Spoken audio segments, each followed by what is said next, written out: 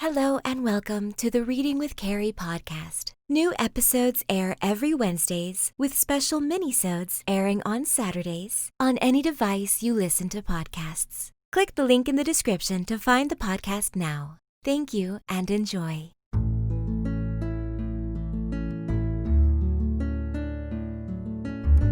Hello and welcome to Reading with Cari, a mindfulness podcast series that can be used as a sleep aid or to ease your anxiety and relieve your stress. I am your host, Cari Favole, and I am so thankful that you've decided to spend some time with me.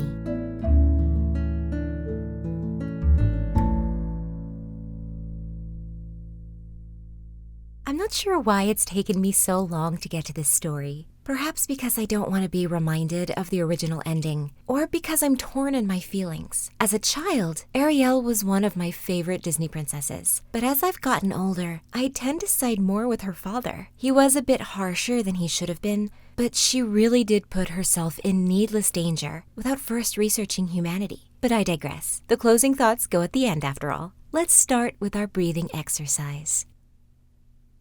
To honor the Little Mermaid's wonder at the human world, we are going to do the 5 senses, focusing on one thing at a time. So first, let's always start with our breathing.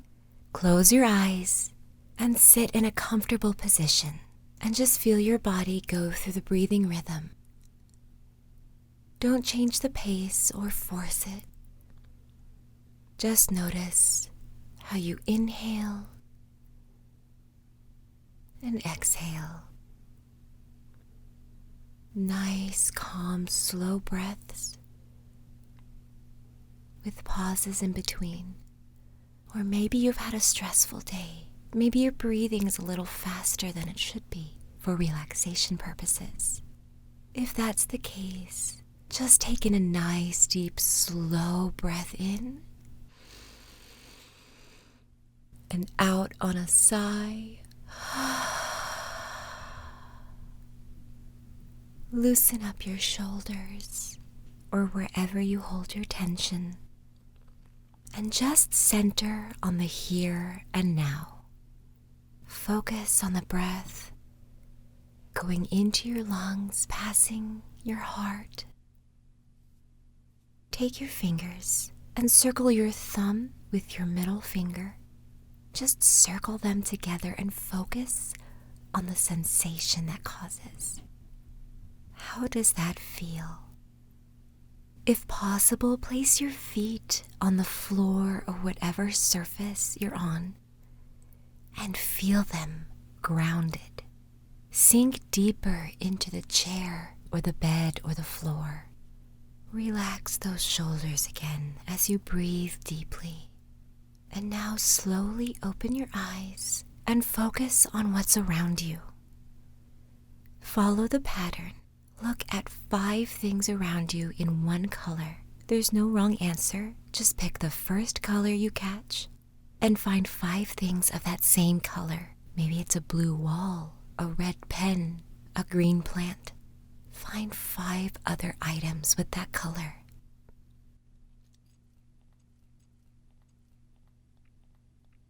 Now we're going to listen for 4 different sounds. Now I'm going to stop talking so you can't count my voice as one, but just listen. Maybe you hear the birds out the window, or a clock on the wall, or the wind of your fan. I'll give you a few seconds.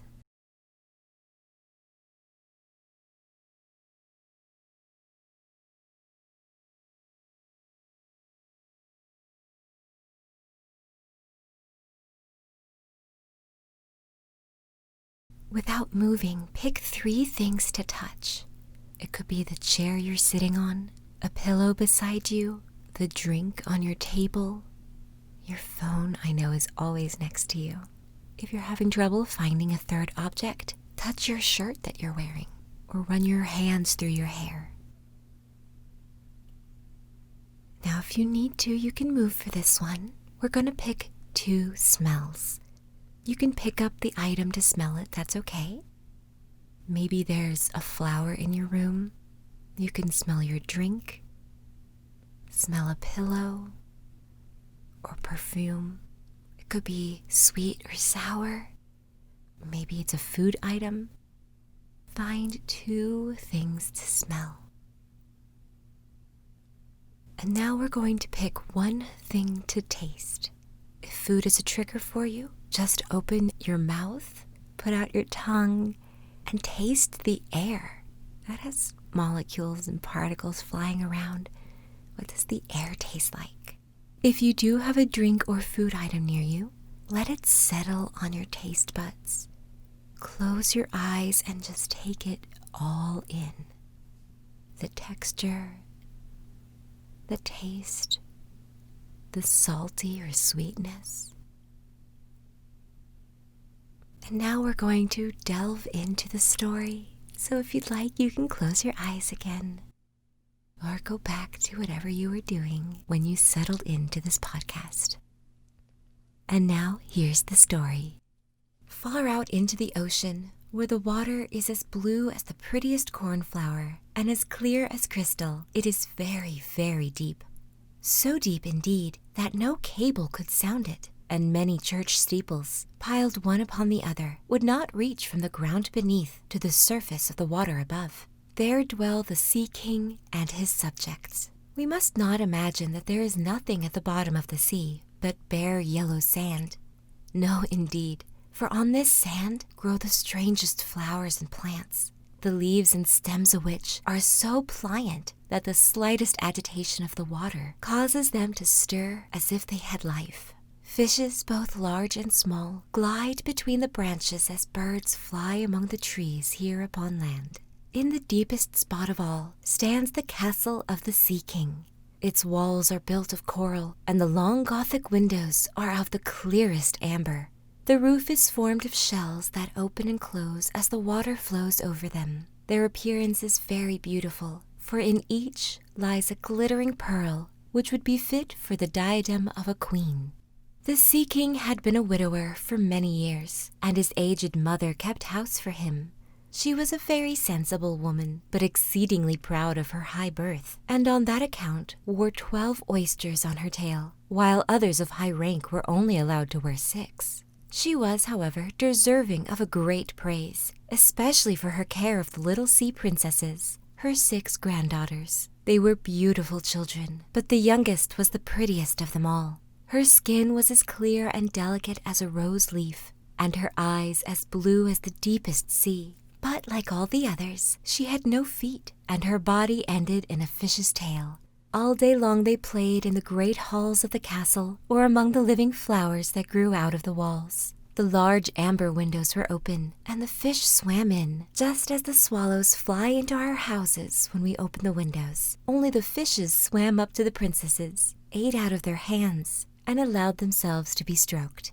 Outside the castle, there was a beautiful garden, in which grew bright red and dark blue flowers, and blossoms like flames of fire. The fruit glittered like gold, and the leaves and stems waved to and fro continually. The earth itself was the finest sand, but blue as the flame of burning sulfur. Over everything lay a peculiar blue radiance, as if the blue sky were everywhere, above and below, instead of the dark depths of the sea. In calm weather the sun could be seen, looking like a reddish-purple flower, with light streaming from the calyx. Each of the young princesses had a little plot of ground in the garden, where she might dig and plant as she pleased. One arranged her flower bed in the form of a whale. Another preferred to make hers like the figure of a little mermaid, while the youngest child made hers round like the sun, and in it grew flowers as red as his rays at sunset. She was a strange child, quiet and thoughtful, while her sisters showed delight at the wonderful things which they obtained from the wrecks of vessels. She cared only for her pretty flowers, red like the sun, and a beautiful marble statue. It was the representation of a handsome boy, carved out of pure white stone, which had fallen to the bottom of the sea from a wreck. She planted by the statue a rose-colored weeping willow. It grew rapidly and soon hung its fresh branches over the statue, almost down to the blue sands. The shadows had the color of violet and waved to and fro like the branches, so that it seemed as if the crown of the tree and the root were at play, trying to kiss each other. Nothing gave her so much pleasure as to hear about the world above the sea. She made her old grandmother tell her all she knew of the ships and of the towns, the people and the animals. To her it seemed most wonderful and beautiful to hear that the flowers of the land had fragrances, while those below the sea had none, that the trees of the forest were green, and that the fishes among the trees could sing so sweetly that it was a pleasure to listen to them. The grandmother called the birds fishes, or the Little Mermaid would not have understood what was meant, for she had never seen birds. "When you have reached your 15th year," said the grandmother, "you will have permission to rise up out of the sea and sit on the rocks in the moonlight while the great ships go sailing by. Then you will see both forests and towns." In the following year, one of the sisters would be 15, but as each was a year younger than the other, the youngest would have to wait 5 years before her turn came to rise up from the bottom of the ocean to see the earth as we do. However, each promised to tell the others what she saw on her first visit and what she thought was most beautiful. Their grandmother could not tell them enough. There were so many things about which they wanted to know. None of them longed so much for her turn to come as the youngest. She who had the longest time to wait and who was so quiet and thoughtful. Many nights she stood by the open window, looking out through the dark blue water and watching the fish as they splashed about with their fins and tails. She could see the moon and stars shining faintly, but through the water they looked larger than they do to our eyes. When something like a black cloud passed between her and them, she knew that it was either a whale swimming over her head or a ship full of human beings who never imagined that a pretty little mermaid was standing beneath them, holding out her white hands towards the keel of the ship. At length the eldest was 15 and was allowed to rise to the surface of the ocean. When she returned, she had hundreds of things to talk about, but the finest thing, she said, was to lie on a sandbank in the quiet moonlit sea near the shore, gazing at the lights of the nearby town that twinkled like hundreds of stars, and listening to the sounds of music, the noise of carriages, the voices of human beings, and the merry pealing of the bells in the church steeples. Because she could not go near all these wonderful things, she longed for them all the more. Oh, how eagerly did the youngest sister listen to all these descriptions. And afterwards, when she stood at the open window, looking up through the dark blue water, she thought of the great city with all its bustle and noise, and even fancied she could hear the sound of the church bells down in the depths of the sea. In another year, the second sister received permission to rise to the surface of the water and to swim about where she pleased. She rose just as the sun was setting, and this, she said, was the most beautiful sight of all. The whole sky looked like gold, and violet and rose-colored clouds, which she could not describe, drifted across it. And more swiftly than the clouds flew a large flock of wild swans toward the setting sun, like a long white veil across the sea. She also swam towards the sun, but it sank into the waves, and the rosy tints faded from the clouds and from the sea. The third sister's turn followed, and she was the boldest of them all, for she swam up a broad river that emptied into the sea. On the banks she saw green hills covered with beautiful vines, and palaces and castles peeping out from amid the proud trees of the forest. She heard birds singing and felt the rays of the sun so strongly that she was obliged often to dive under the water to cool her burning face. In a narrow creek she found a large group of little human children, almost naked, sporting about in the water. She wanted to play with them, but they fled in a great fright, and then a little black animal, it was a dog but she did not know it, for she had never seen one before, came into the water and barked at her so furiously that she had become frightened and rushed back to the open sea. But she said she should never forget the beautiful forest, the green hills, and the pretty children who could swim in the water, although they had no tails.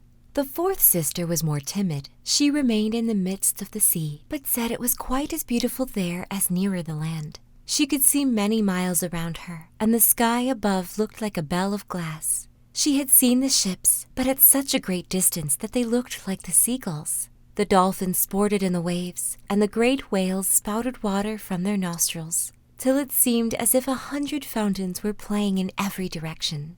The fifth sister's birthday occurred in the winter, so when her turn came, she saw what the others had not seen the first time they went up. The sea looked quite green, and large icebergs were floating about, each like a pearl, she said, but larger and loftier than the churches built by men.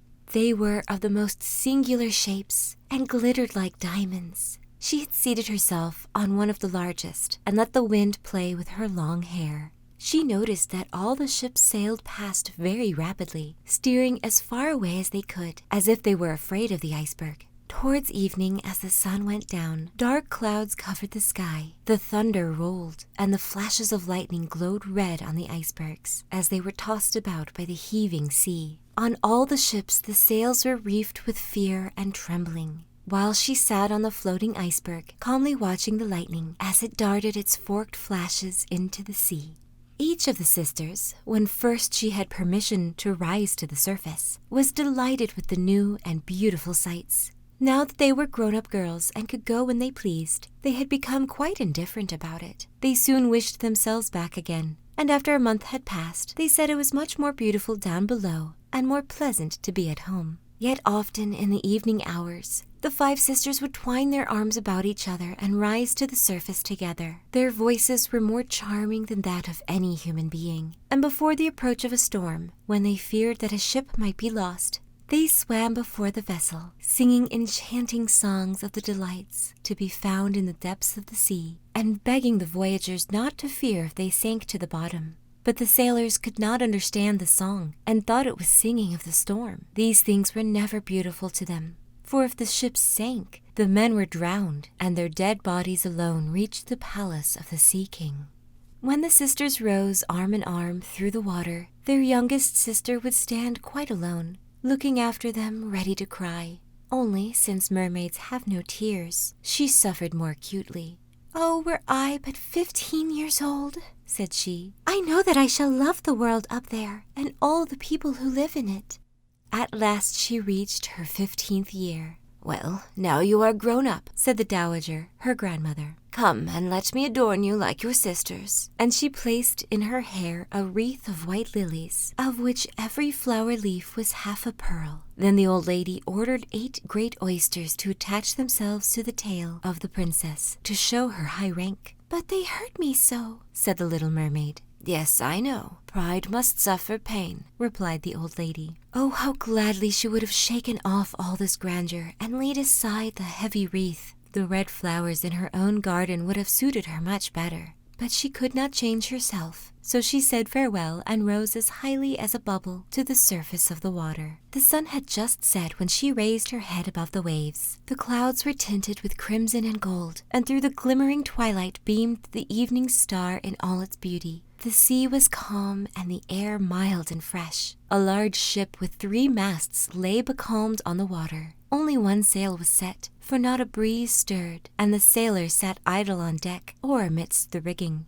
There was music and song on board, and as darkness came on, 100 colored lanterns were lighted, as if the flags of all nations waved in the air. The little mermaid swam close to the cabin windows, and now and then, as the waves lifted her up, she could look in through glass window panes and see a number of gaily dressed people. Among them, and the most beautiful of all, was a young prince with large black eyes. He was 16 years of age, and his birthday was being celebrated with great display. The sailors were dancing on deck, and when the prince came out of the cabin, more than 100 rockets rose in the air, making it as bright as day. The little mermaid was so startled that she dived underwater, and when she again stretched out her head, it looked as if all the stars of heaven were falling about her. She had never seen such fireworks before. Great suns spurted fire about, splendid fireflies flew into the blue air, and everything was reflected in the clear, calm sea beneath. The ship itself was so brightly illuminated that all the people, and even the smallest rope, could be distinctly seen. How handsome the young prince looked as he pressed the hands of all his guests and smiled at them, while the music resounded through the clear night air.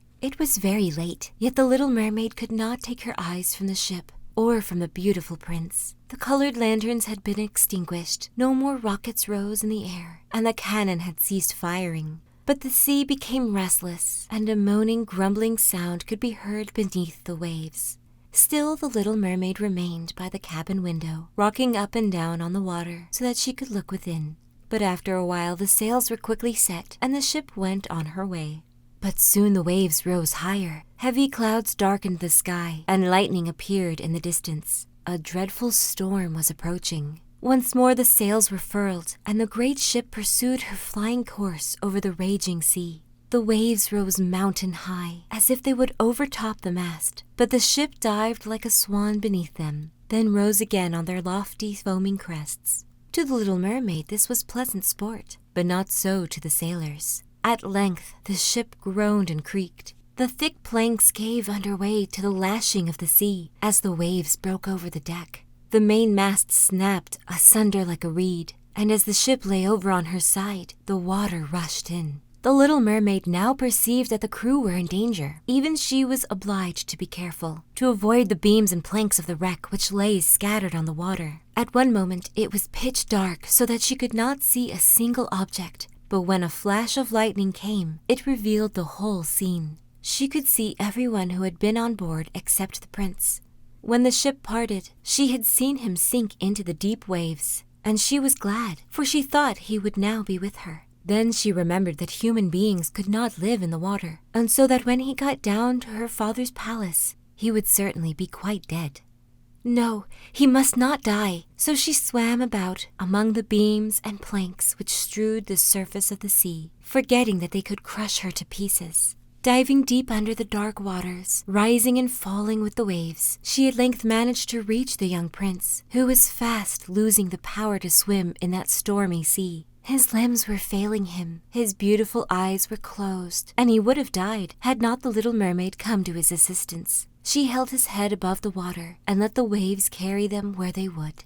In the morning the storm had ceased, but of the ship not a single fragment could be seen. The sun came up red and shining out of the water, and its beams brought back the hue of health to the prince's cheeks, but his eyes remained closed. The mermaid kissed his high, smooth forehead and stroked back his wet hair. He seemed to her like the marble statue in her little garden, so she kissed him again and wished that he might live. Presently they came in sight of land, and she saw lofty blue mountains on which the white snow rested, as if a flock of swans were lying upon them. Beautiful green forests were near the shore, and close by stood a large building, whether a church or a convent she could not tell. Orange and citron trees grew in the garden, and before the door stood the lofty palms.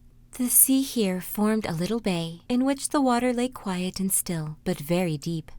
She swam with the handsome young prince to the beach, which was covered with fine white sand, and there she laid him in the warm sunshine, taking care to raise his head higher than his body. The bells sounded in the large white building, and some young girls came into the garden. The little mermaid swam out farther from the shore, and hid herself among some high rocks that rose out of the water. Covering her head and her neck with the foam of the sea, she watched there to see what would become of the poor prince. It was not long before she saw a young girl approach the spot where the prince lay. She seemed frightened at first, but only for a moment. Then she brought a number of people, and the mermaid saw that the prince came to life again and smiled upon those who stood about him. But to her he sent no smile. He knew not that she had saved him. This made her very sorrowful, and when he was led away into the great building, she dived down into the water and returned to her father's castle. She had always been silent and thoughtful, and now she was more so than ever. Her sisters asked her what she had seen during her first visit to the surface of the water, but she could tell them nothing. Many an evening and morning did she rise to the place where she had left the prince. She saw the fruits in the garden ripen and watched them gathered. She watched the snow on the mountain tops melt away, but never did she see the prince, and therefore she always returned home more sorrowful than before. It was her only comfort to sit in her own little garden and fling her arm around the beautiful marble statue, which was like the prince. She gave up tending her flowers, and they grew in the wild confusion over the paths, twining their long leaves and stems round the branches of the trees, so that the whole place became dark and gloomy. At length she could bear it no longer, and told one of the sisters all about it. Then the others heard the secret, and very soon it became known to several mermaids, one of whom had an intimate friend who happened to know about the prince. She had also seen the festival on board ship, and she told them where the prince came from and where his palace stood. "Come, little sister," said the other princesses. Then they entwined their arms and rose together to the surface of the water near the spot where they knew the prince's palace stood. It was built of bright yellow shining stone and had long flights of marble steps, one of which reached quite down to the sea. Splendid gilded cupolas rose over the roof, and between the pillars that surrounded the whole building stood lifelike statues of marble. Through the clear crystal of the lofty windows could be seen noble rooms, with costly silk curtains and hangings of tapestries, and walls covered with beautiful paintings. In the center of the largest salon, a fountain threw its sparkling jets high up into the glass cupola of the ceiling, through which the sun shone in upon the water and upon the beautiful plants that grew in the basin of the fountain. Now that the little mermaid knew where the prince lived, she spent many an evening and many a night on the water near the palace. She would swim much nearer the shore than any of the others had ventured, and once she went up the narrow channel under the marble balcony, which threw a broad shadow on the water. Here she sat and watched the young prince, who thought himself alone in the bright moonlight.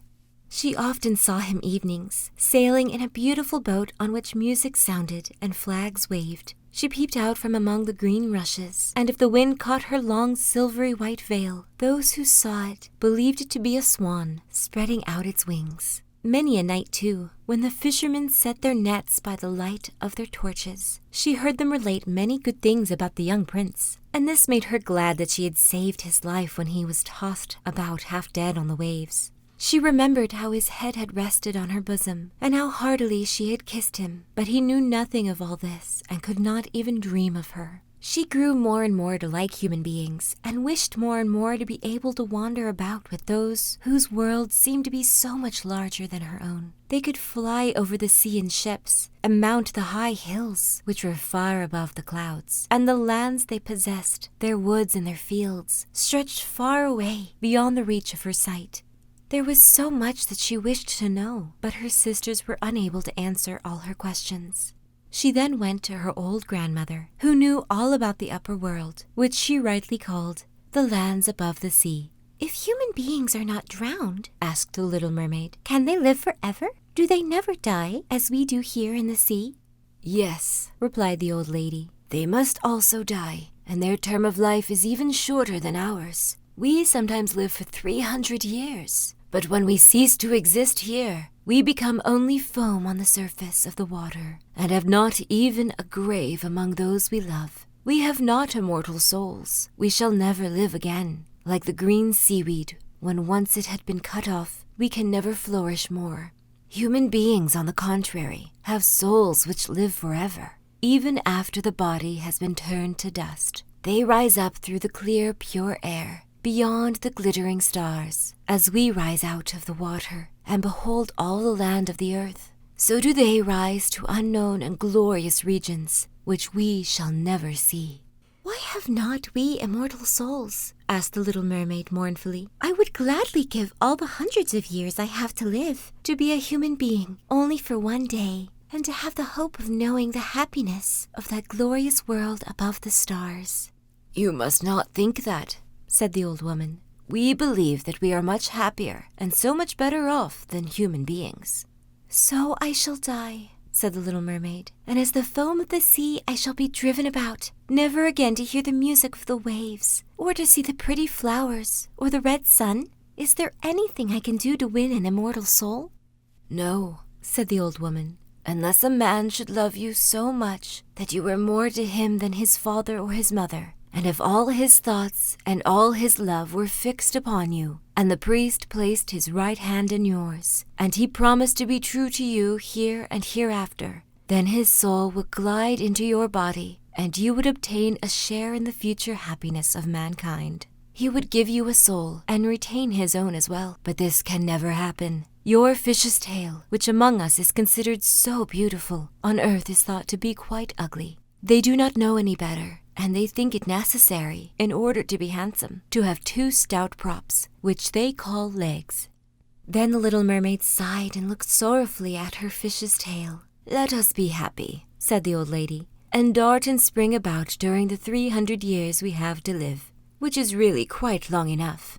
After that we can rest ourselves all the better. This evening we are going to have a court ball." It was one of those splendid sights which we can never see on earth. The walls and the ceilings and the large ballroom were of thick but transparent crystal.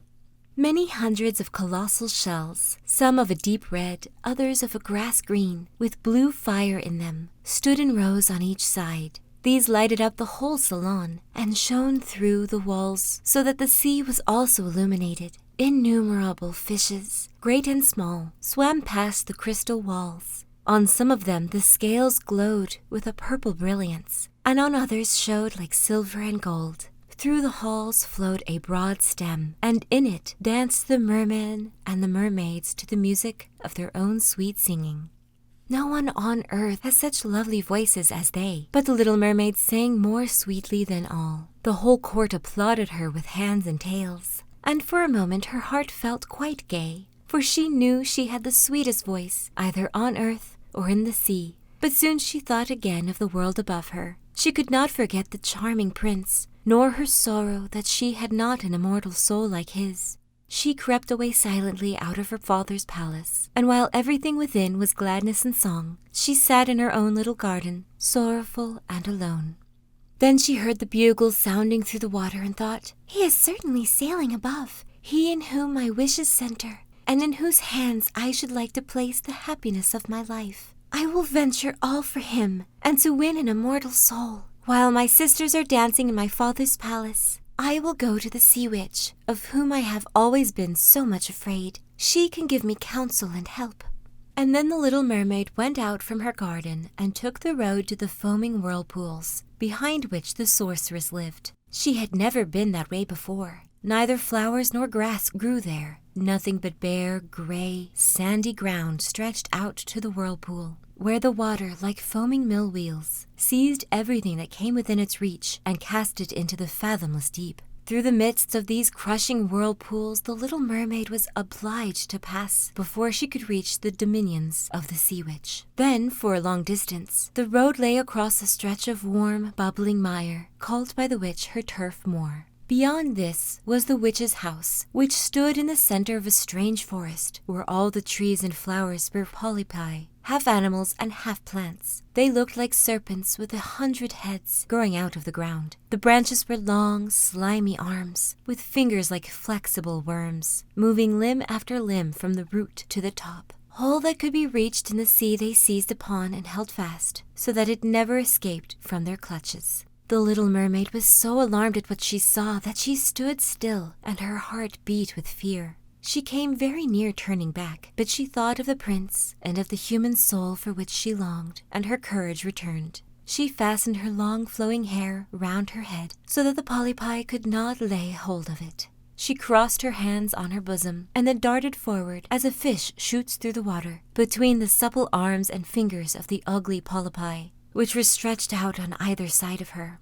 She saw that they all held in their grasp something they had seized with their numerous little arms, which were as strong as iron bands. Tightly grasped in their clinging arms were white skeletons of human beings who had perished at sea and had sunk down into the deep waters. Skeletons of land animals, and oars, rudders, and chests of ships. There was even a little mermaid whom they had caught and strangled, and this seemed the most shocking of all to the little princess.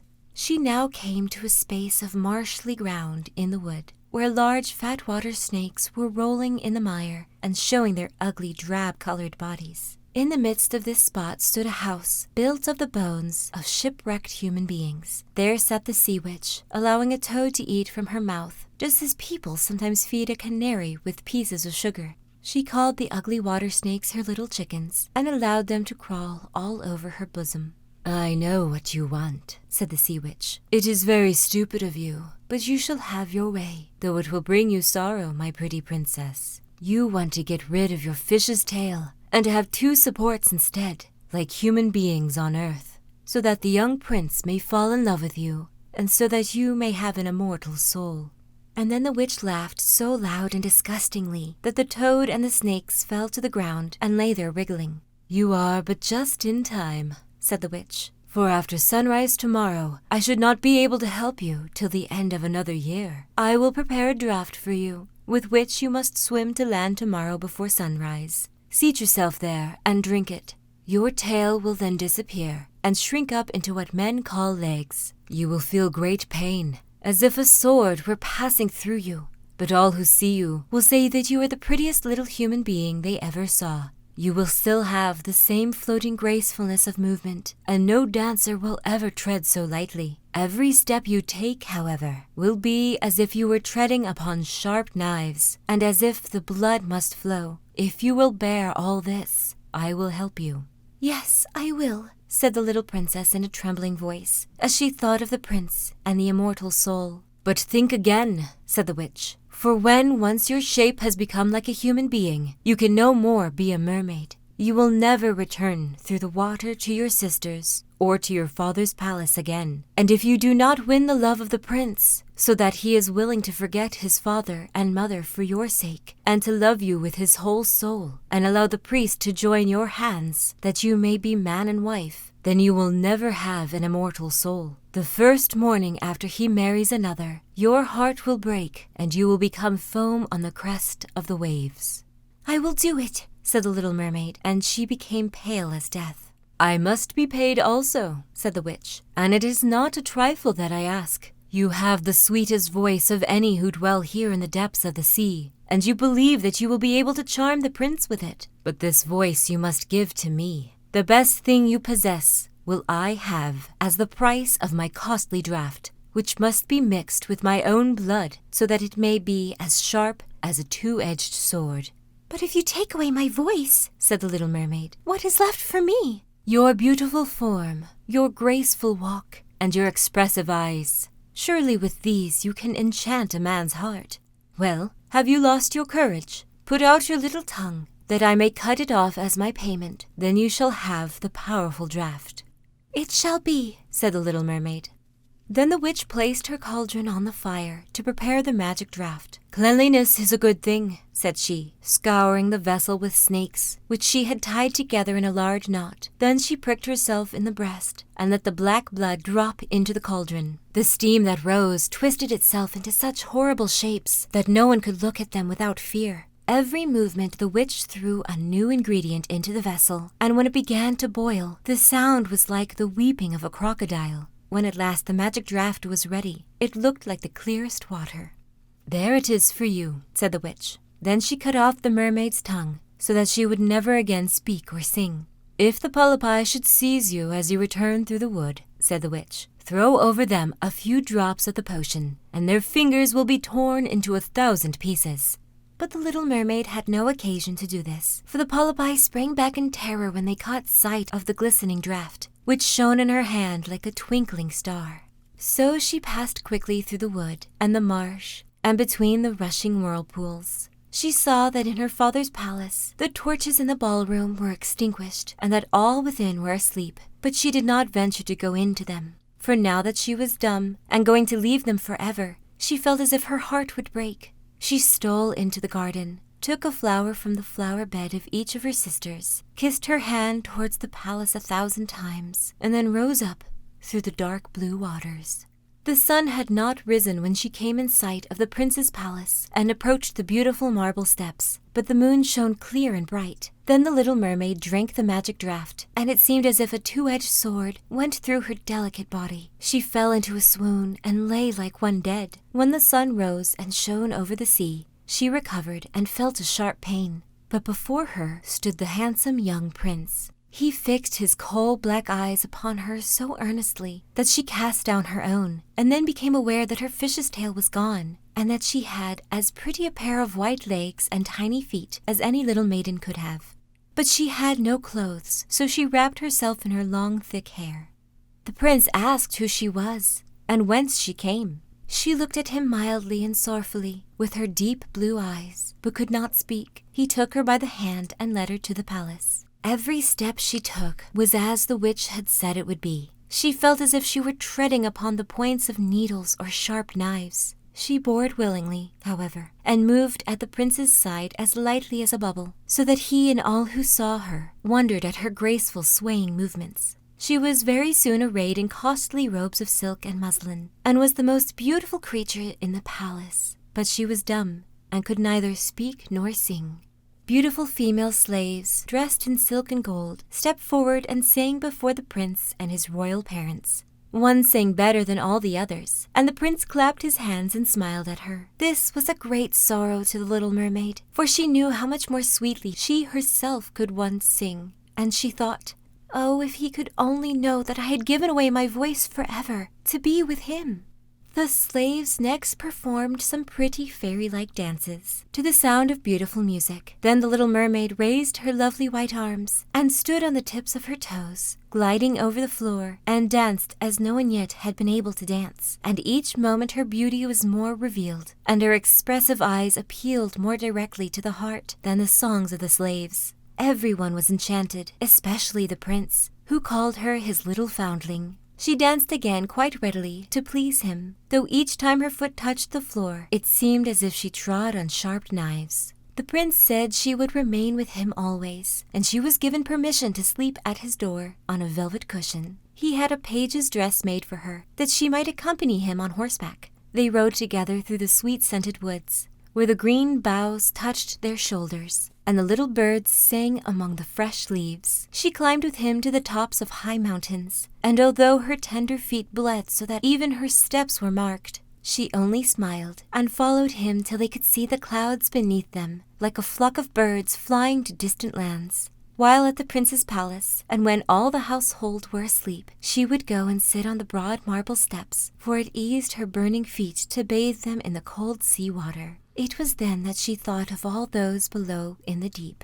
Once during the night her sisters came up arm in arm, singing sorrowfully as they floated on the water. She beckoned to them, and they recognized her and told her how she had grieved them. After that, they came to the same place every night. Once she saw in the distance her old grandmother, who had not been to the surface of the sea for many years, and the old sea king, her father, with his crown on his head. They stretched out their hands towards her, but did not venture so near the land as her sisters had. As the days passed, she loved the prince more dearly, and he loved her as one would love a little child. The thought never came to him to make her his wife, yet unless he married her, she could not receive an immortal soul, and on the morning after his marriage with another, she would dissolve into the foam of the sea. "Do you not love me the best of them all?" the eyes of the little mermaid seemed to say, when he took her in his arms and kissed her fair forehead. "Yes, you are dear to me," said the prince, "for you have the best heart, and you are the most devoted to me. You were like a young maiden whom I saw once, but whom I shall never meet again. I was in a ship that was wrecked, and the waves cast me ashore near a holy temple where several young maidens performed the service. The youngest of them found me on the shore and saved my life. I saw her but twice, and she is the only one in the world whom I could love. But you are like her, and you have almost driven her image from my mind. She belongs to the holy temple, and good fortune has sent you to me in her stead. We will never part." "Ah, he knows not that it was I who saved his life," thought the little mermaid. "I carried him over the sea to the wood where the temple stands. I sat beneath the foam and watched till the human beings came to help him. I saw the pretty maiden that he loves better than he loves me." The mermaid sighed deeply, but she could not weep. "He says the maiden belongs to the holy temple. Therefore she will never return to the world. They will meet no more. I am by his side and see him every day. I will take care of him and love him and give up my life for his sake." Very soon it was said that the prince was to marry, and that the beautiful daughter of a neighboring king would be his wife, for a fine ship was being fitted out. Although the prince gave out that he was intended merely to pay a visit to the king, it was generally supposed that he went to court the princess. A great company were to go with him. The little mermaid smiled and shook her head. She knew the prince's thoughts better than any of the others. "I must travel," he had said to her. "I must see this beautiful princess. My parents desire it, but they will not oblige me to bring her home as my bride. I cannot love her, because she is not like the beautiful maiden in the temple, whom you resemble. If I were forced to choose a bride, I would choose you, my dumb foundling, with those expressive eyes." Then he kissed her rosy mouth, played with her long waving hair, and laid his head on her heart while she dreamed of human happiness and an immortal soul. "You are not afraid of the sea, my dumb child, are you?" he said as he stood on the deck of the mobile ship, which was to carry them to the country of the neighboring king. Then he told her of storm and of calm, of strange fishes in the deep beneath them, and of what the divers had seen out there. She smiled at his descriptions, for she knew better than anyone what wonders were at the bottom of the sea. In the moonlight night, when all on board were asleep except the man at the helm, she sat on deck, gazing down through the clear water. She thought she could distinguish her father's castle, and upon it her aged grandmother, with the silver crown on her head, looking through the rushing tide at the keel of the vessel. Then her sisters came up on the waves and gazed at her mournfully, wringing their white hands. She beckoned to them and smiled, and wanted to tell them how happy and well off she was. But the cabin boy approached, and when her sisters dived down, he thought what he saw was only the foam of the sea. The next morning the ship sailed into the harbor of a beautiful town belonging to the king, whom the prince was going to visit. The church bells were ringing, and from the high towers sounded a flourish of trumpets. Soldiers, with flying colors and glittering bayonets, lined the roads through which they passed. Every day was a festival, balls and entertainments following one another. But the princess had not yet appeared. People said that she had been brought up and educated in a religious house, where she was learning every royal virtue. At last she came. Then the little mermaid, who was anxious to see whether she was really beautiful, was obliged to admit that she had never seen a more perfect vision of beauty. Her skin was delicately fair, and beneath her long dark eyelashes, her laughing blue eyes shone with truth and purity. "It was you," said the prince, "who saved my life when I lay as if dead on the beach." And he folded his blushing bride in his arms. "Oh, I am too happy," he said to the little mermaid. "My fondest hopes are now fulfilled. You will rejoice at my happiness, for your devotion to me is great and sincere." The little mermaid kissed his hand and felt as if her heart were already broken. His wedding morning would bring death to her, and she would change into the foam of the sea. All the church bells rang, and the heralds rose through the town, proclaiming the betrothal. Perfumed oil was burning in costly silver lamps on every altar. The priests waved the censers, while the bride and the bridegroom joined their hands and received the blessing of the bishop.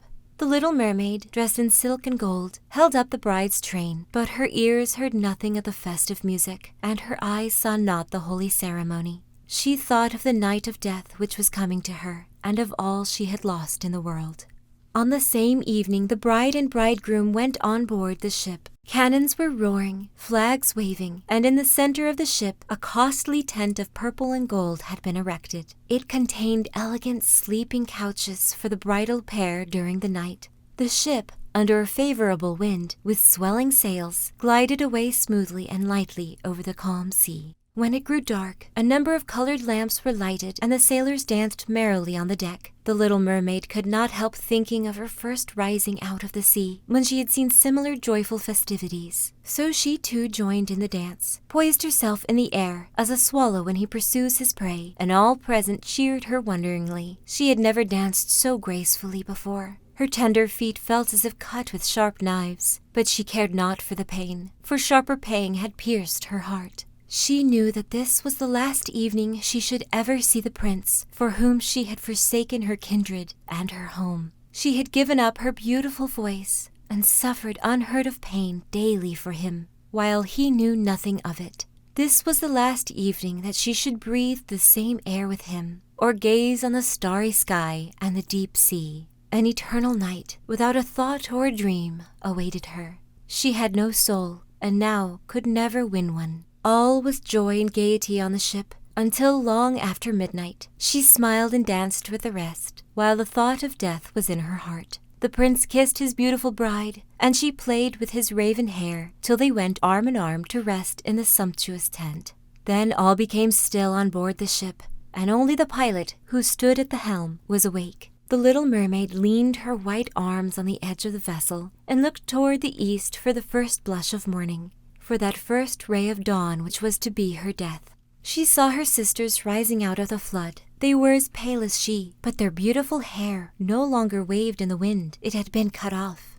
"We have given our hair to the witch," said they, "to obtain help for you, that you may not die tonight. She has given us a knife, See, it is very sharp. Before the sun rises, you must plunge it into the heart of the prince. When the warm blood falls upon your feet, they will grow together again into a fish's tail, and you will once more be a mermaid and can return to us to live out your 300 years before you are changed into the salt sea foam. Haste then, either he or you must die before sunrise. Our old grandmother mourns so for you that her white hair is falling, as ours fell under the witch's scissors. Kill the prince and come back. Hasten. Do you not see the first red streaks in the sky? In a few minutes the sun will rise, and you must die. Then they sighed deeply and mournfully, and sank beneath the waves. The little mermaid drew back the crimson curtain of the tent, and beheld the fair bride, whose head was resting on the prince's breast. She bent down and kissed his noble brow, then looked up at the sky, on which the rosy dawn grew brighter and brighter. She glanced at the sharp knife, and again fixed her eyes on the prince,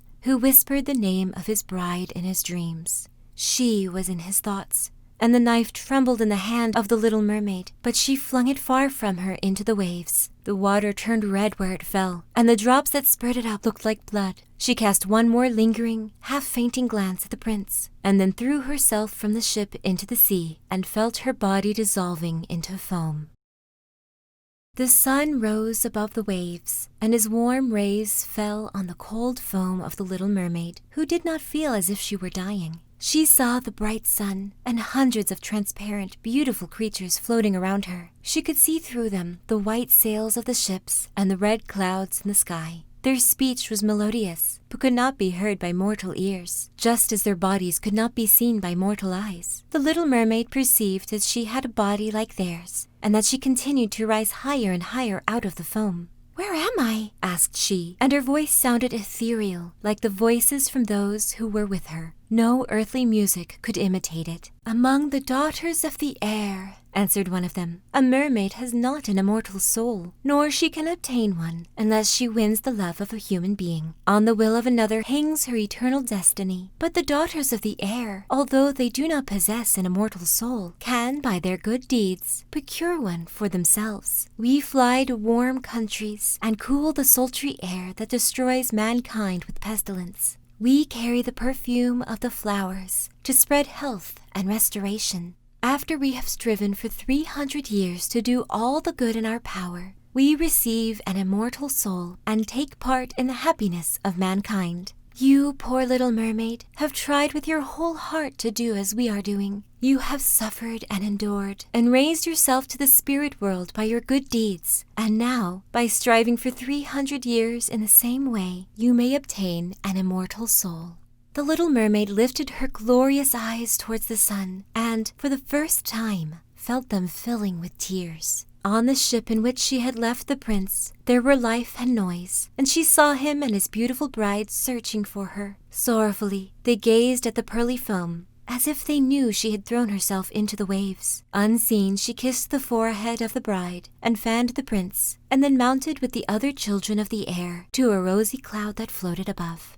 "After 300 years, thus shall we float into the kingdom of heaven," said she. "And we may even get there sooner," whispered one of the companions. "Unseen, we can enter the houses of men where there are children, and for every day on which we find a good child that is the joy of his parents and deserves their love, our time of probation is shortened. The child does not know when we fly through the room that we smile with joy at his good conduct, for we can count 1 year less of our 300 years. But when we see a naughty or a wicked child, we shed tears of sorrow, for every tear a day is added to our time of trial."